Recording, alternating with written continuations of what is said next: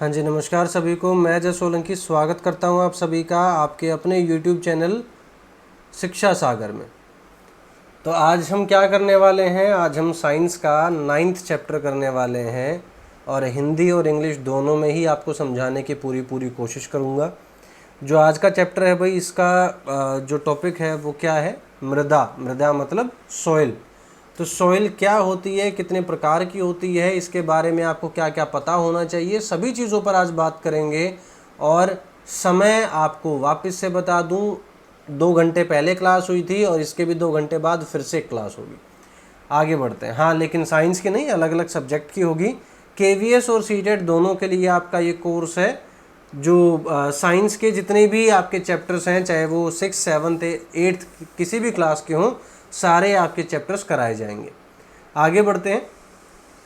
सबसे पहला पॉइंट यहाँ पर हम आगे चलकर देखेंगे कि आपके लिए सबसे पहला इम्पोर्टेंट पॉइंट क्या है। तो पॉइंट ये है कि मिट्टी को प्रदूषित कैसे किया जा रहा है आजकल। तो प्रदूषित करने के अलग अलग तरीके होते हैं, जैसे कि पॉलीथीन का इस्तेमाल करना या फिर अपशिष्ट पदार्थ जैसे रसायन या पीड़नाशक आप किसे बोलते हो, जो पेन किलर्स होते हैं उनको बोलते हैं। ठीक है, तो ये इस्तेमाल करना, इससे क्या होता है, इससे मिट्टी को काफ़ी ज़्यादा नुकसान होता है। उसके बाद जो मिट्टी है भाई, इसकी अलग अलग परतें होती हैं। क्या होती हैं? सॉइल की अलग अलग लेयर होती हैं। उसमें सबसे पहली लेयर है ह्यूमस, फिर है जल मतलब पानी आपको मिलेगा जिसे आप अंडरग्राउंड वाटर कहते हो, मृतिका जिसे आप क्ले बोल सकते हो, बालू जिसे आप सैंड कहते हो, और बजरी जिसे आप ग्रेवल कहते हो। ठीक है, तो ये सारी चीज़ें आपको देखने को मिलेंगी। ह्यूमस क्या होता है भाई? जो भी चीज़ें, जैसे मान लीजिए कि सूखी घास, सूखे पत्ते, सूखी टहनी, सब्जी के फल के छिलके, बीज, कोई भी किसी भी प्रकार का ऑर्गेनिक वेस्ट जो होता है वो मिट्टी में मिलके गल सड़ जाता है और मिट्टी में ही मिल जाता है, उसे ह्यूमस कहते हैं। ठीक है, ये वो परत है जो सबसे ज़्यादा उपजाऊ होती है, सबसे ज़्यादा काम की होती है फसलों के लिए। आगे बढ़ जाते हैं। यहाँ बताया गया है कि मृदा में उपस्थित सड़े गले जो जैव पदार्थ हैं उसे ह्यूमस कहते हैं। ये हमने अभी देख ही लिया था। उसके बाद कहा गया है कि जो पवन है, जो मतलब वायु है, जो जल है और जो जलवायु है, इन सब की क्रिया मतलब एक्शन, इनके किसी न किसी एक्शन की वजह से शैल, जिसे हम चट्टान कहते हैं, रॉक्स कहते हैं, उनको क्या होता है, उन पे असर पड़ता है और वो टूटने लगती हैं, दरार आएंगी, टूटेंगी, घिसेंगी। जैसे मान लीजिए कोई पत्थर है, पहले उसमें क्रैक आ गया, फिर उसके 2 टुकड़े हो गए, अब उसका एक टुकड़ा जो है वो ऊपर से गिर गया तो उसके 2 और टुकड़े हो गए। अब वो 2 टुकड़े नदी में बह चले तो अलग अलग जगह वो टकराते चलेंगे और छोटे छोटे टूटते चलेंगे। तो इस प्रकार से क्या हुआ कि उनके जो टूटने की प्रक्रिया है वो बढ़ती रहेगी और उनके जो कण है वो महीन होते रहेंगे। तो उसे हम क्या कहेंगे, इस प्रक्रम को हम क्या बोलते हैं? अपक्षय बोलते हैं। अपक्षय को क्या बोला जाता है? वेदरिंग बोला जाता है। वेदरिंग होती है। अब उसके बाद क्या है भाई? सॉइल प्रोफाइल देखने वाली बात है कि सॉइल प्रोफाइल क्या होती है।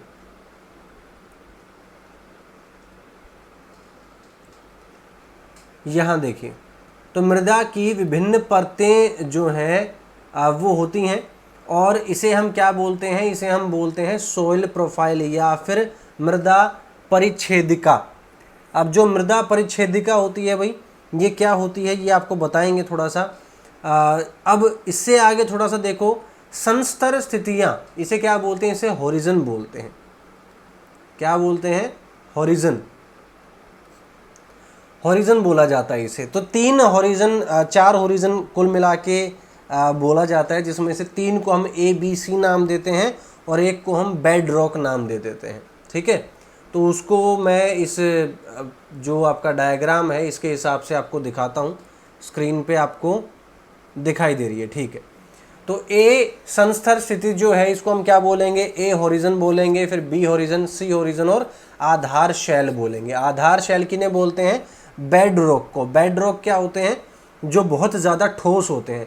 जैसे मान लीजिए कि अगर आपको ये बोला जाए कि एक कुआं खोदना है तो आप क्या वो करेंगे? फावड़ा लेके शुरू हो जाएंगे, लेकिन एक ऐसी परत आएगी जिसे फावड़े की मदद से आसानी से नहीं खोदा जा सकता, उसे क्या बोलेंगे, उसे आधार शैल बोलेंगे, उसे बेड रॉक बोलेंगे।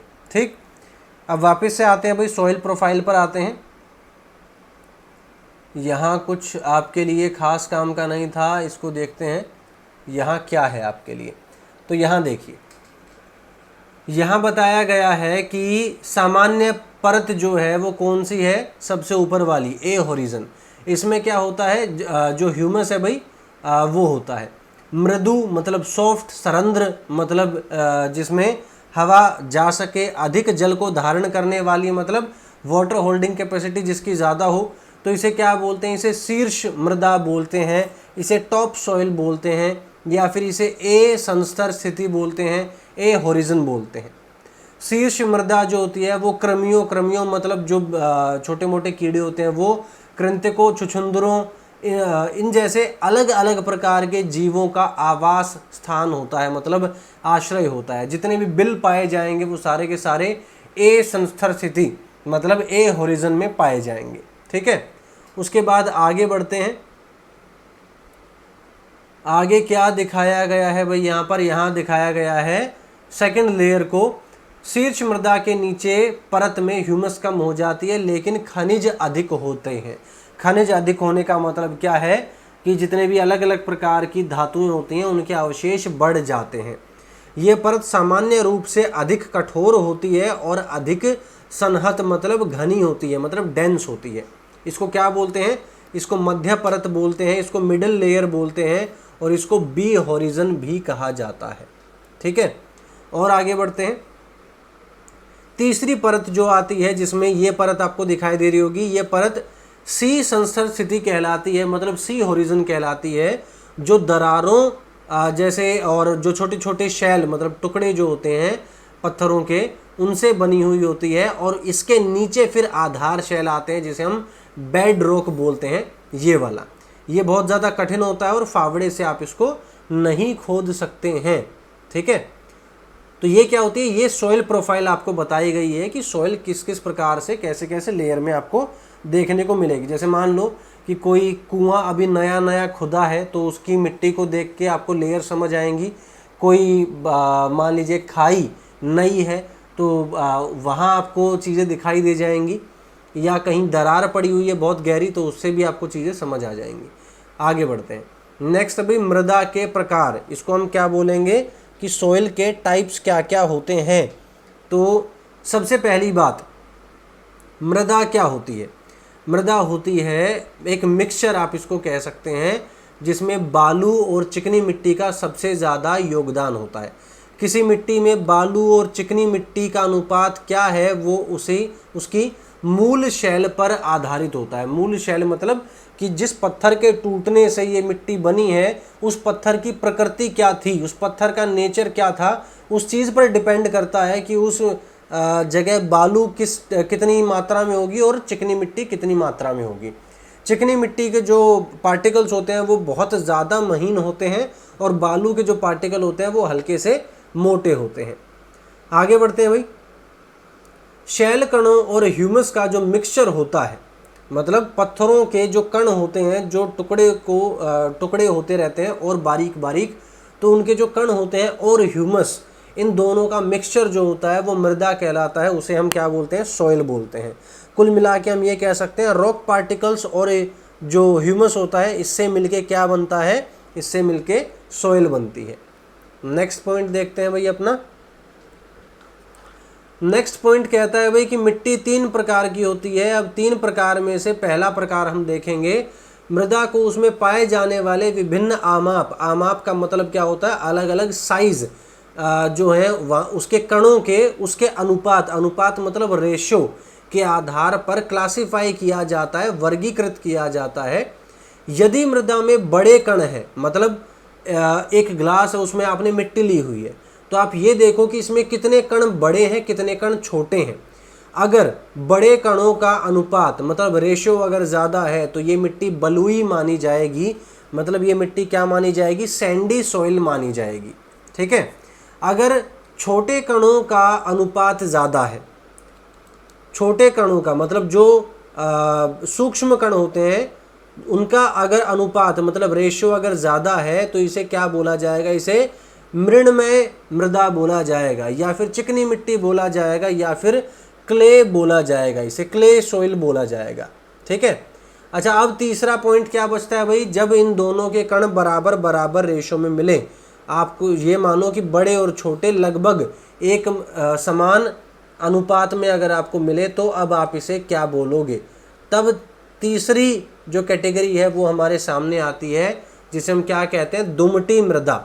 दुमटी मृदा का मतलब क्या होता है, लोमी सॉइल। आगे बढ़ते हैं भाई। तो कुल मिला के आपने 3 प्रकार की सॉइल देखी है, बलुई, दुमटी और मृणमयी। मतलब बलुई, दुमटी और चिकनी मिट्टी, या इंग्लिश में आप इसे बोलोगे तो सैंडी सॉइल, क्ले और लोमी। तो ये 3 प्रकार की आपको मिट्टी देखने को मिली है। अब इनकी अलग अलग जो है भाई, इनकी अलग अलग विशेषताएं होती हैं। तो सबसे पहली विशेषता हम किसकी देखेंगे, सबसे पहली विशेषता हम देखेंगे बलुई की।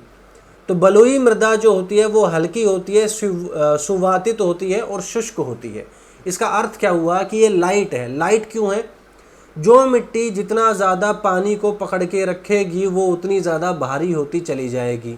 तो ये जो बलुई मिट्टी होती है इसमें पानी ज़्यादा रुकता नहीं है, बड़ी जल्दी से निकल जाता है, और इस वजह से ये हल्की रहती है। सुवातित का अर्थ क्या हुआ, सुवातित का अर्थ हुआ कि इसमें जगह होती है हवा की, मतलब इसमें हवा आसानी से रह सकती है। उसके बाद है शुष्क।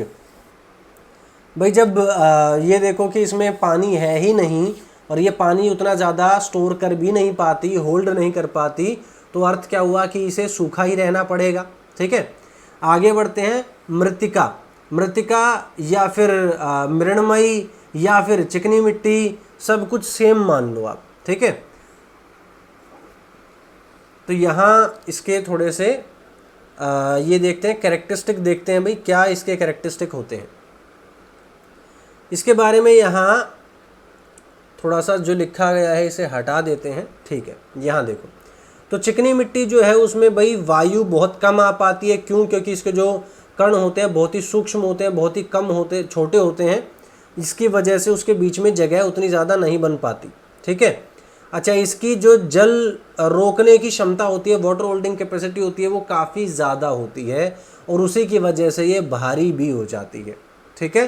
तो ये गीली मिलेगी, ये वाटर होल्डिंग कैपेसिटी इसमें ज़्यादा मिलेगी, और साथ ही साथ ये भारी मिलेगी। ठीक है।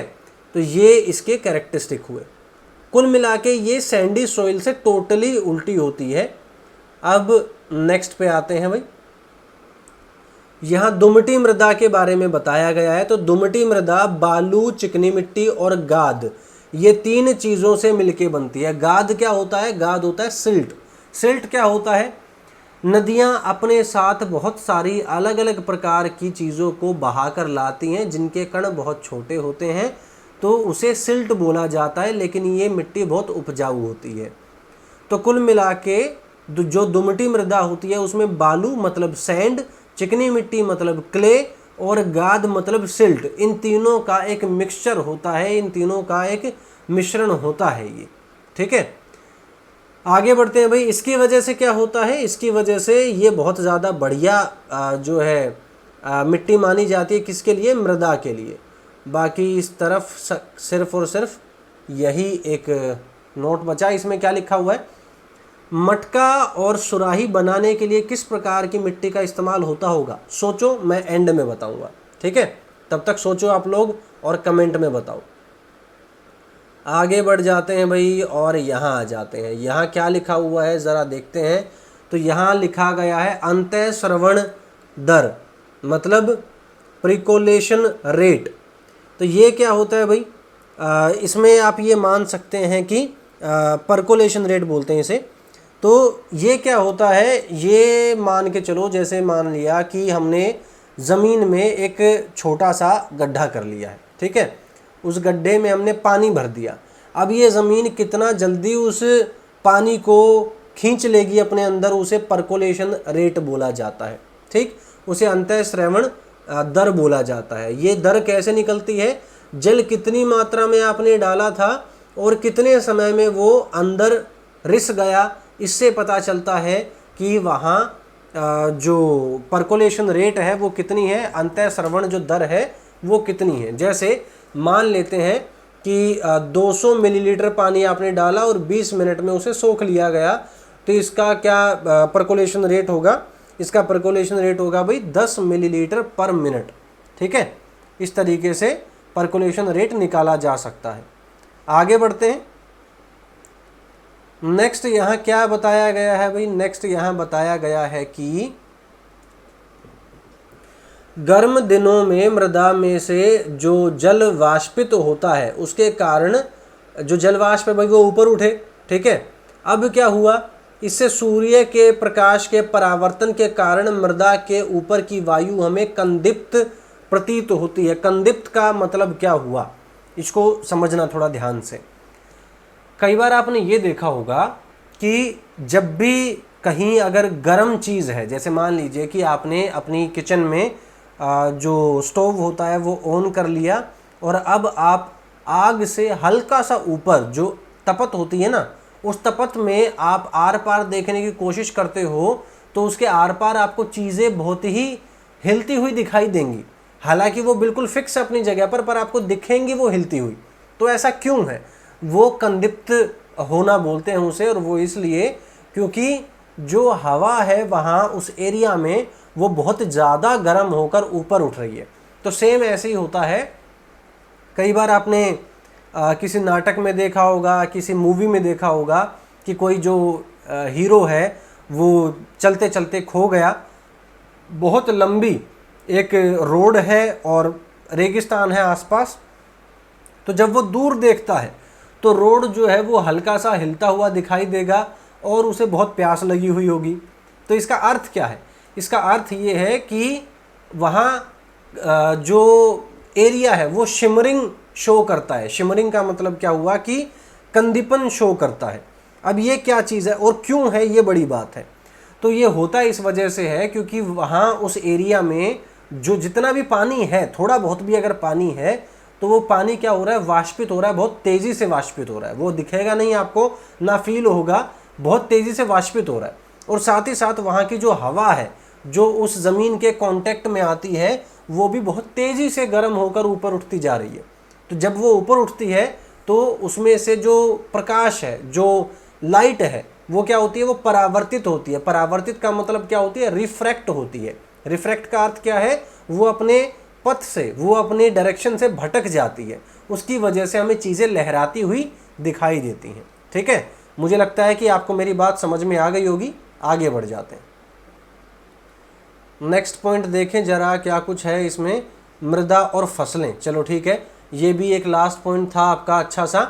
मृणमयी और दुमटी जो मृदा होती हैं, मतलब चिकनी मिट्टी और दुमटी जो मृदा होती है, वापस से इंग्लिश में रिपीट कर देता हूँ, क्लेई सॉइल और लोमी सॉइल जो होती है उसमें गेहूं और चने जैसी फसलों की खेती की जा सकती है। ऐसी मृदा की जल धारण जो क्षमता होती है वो अच्छी मानी जाती है। ठीक है, और धान की खेती के लिए कौन सी फसल को अच्छा माना जाता है, धान की खेती के लिए मृतिका को अच्छा माना जाता है। मतलब धान की खेती के लिए क्ले सॉइल को ज़्यादा अच्छा माना जाता है। जैव पदार्थ से समृद्ध होनी चाहिए और इसकी जल धारण क्षमता ज़्यादा होती है। मतलब जो धान है उसे पानी खड़ा चाहिए अपने खेत में हर समय। तो इस वजह से जो क्लेई सॉइल होगी वो अपने अंदर ज़्यादा समय तक पानी को रोक के रख सकती है, ताकि जो धान की फसल है उसे पानी लंबे समय तक मिलता रहे। इस वजह से आगे बढ़ते हैं। नेक्स्ट कहाँ थे भाई हम, ठीक है, ये मैंने आपको बता दिया था। मसूर और अन्य दाल जो होती हैं उनके लिए दुमटी मृदा की आवश्यकता होती है, मतलब लोमी सॉइल की आवश्यकता होती है, जिनसे जल मतलब पानी जो है वो आसानी से निकल जाए। निकल जाए मतलब वहाँ खड़ा ना रहे। ठीक है, अभी किसी फसल को पानी चाहिए था तो हमने उसे पानी दे दिया है, लेकिन वो खड़ा ना रहे वहाँ पर, वरना फसल गल जाएगी। कपास के लिए बलुई और दुमट मतलब कि सैंडी सॉइल और लोमी सॉइल चाहिए, या फिर सिर्फ अगर लोमी सॉइल में मिलेगी तो भी काफ़ी है। और क्यों, क्योंकि इसमें पानी ज़्यादा समय के लिए खड़ा नहीं चाहिए होता है। सेम रीज़न है। गेहूं जैसी फसलें जो है भाई वो महीन मृणमय मृदा में उगाई जाएं तो बहुत ज़्यादा अच्छा रिजल्ट देंगी। मतलब अगर वो क्ले सॉइल में उगाई जाएंगी तो बहुत ज़्यादा बढ़िया रिजल्ट देंगी, लेकिन